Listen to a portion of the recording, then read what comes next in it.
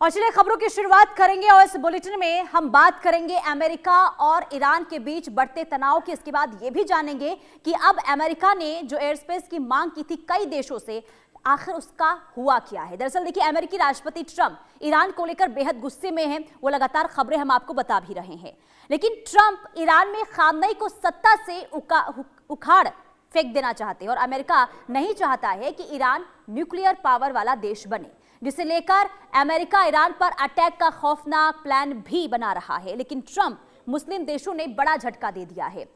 3 मुस्लिम देश खामनेई की ढाल बनकर खड़े हो गए हैं। यूएई ने अमेरिका को झटका देते हुए साफ बोल दिया है कि यूएई अमेरिका को ईरान पर हमला करने के लिए अपने बेस या फिर एयर स्पेस का इस्तेमाल नहीं करने देगा।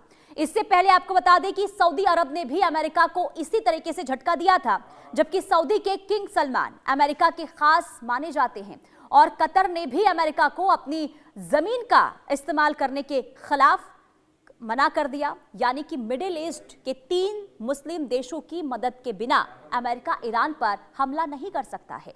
वहीं अमेरिका की टेंशन हूती हिजबुल्लाह ने भी बढ़ा दी है और दोनों संगठनों ने अमेरिका को चेतावनी देते हुए कहा है कि अगर ईरान पर हमला हुआ तो लाल सागर से लेकर मिडिल ईस्ट में तैनात अमेरिकी अड्डों को तबाह कर दिया जाएगा। बता दें, तीनों देश अमेरिका के लंबे समय से सहयोगी रहे हैं। अमेरिका ने इनके साथ सैन्य समझौते किए हैं और अरबों डॉलर के हथियार बेचे गए हैं, लेकिन अब ये देश ईरान की ढाल बन गए हैं। ऐसे में बड़ा सवाल यह है कि क्या अब भी ट्रंप ईरान पर हमला करेंगे या फिर बैकफुट पर जाएंगे।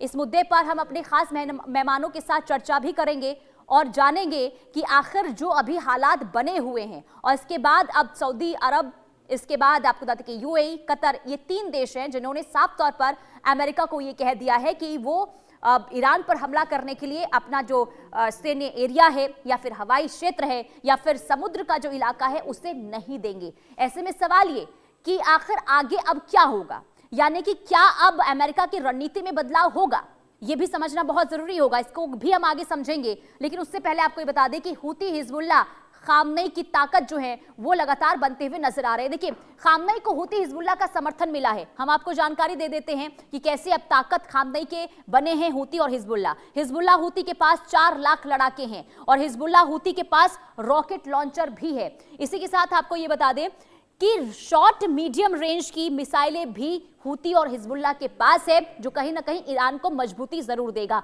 अमेरिकी अड्डों पर इजरायल में हमला संभव है। इसके अलावा खामनेई को हूती हिजबुल्लाह का समर्थन पहले ही मिल चुका है, इसकी जानकारी हम आपको पहले भी दे चुके हैं। और अब मुस्लिम देशों को ट्रंप को झटका मिला, यानी कि मुस्लिम देशों ने ट्रंप को झटका दे दिया है। यूएई की ट्रंप को 2 टूक। यूएई ने भी अब सीधे तौर पर देखिए ये कह दिया है अमेरिका को कि वो अपना एयर स्पेस नहीं देगा, यानी कि एयर स्पेस की इजाजत अमेरिका को नहीं देगा यूएई, और ईरान पर हमला करने की इजाजत भी नहीं है।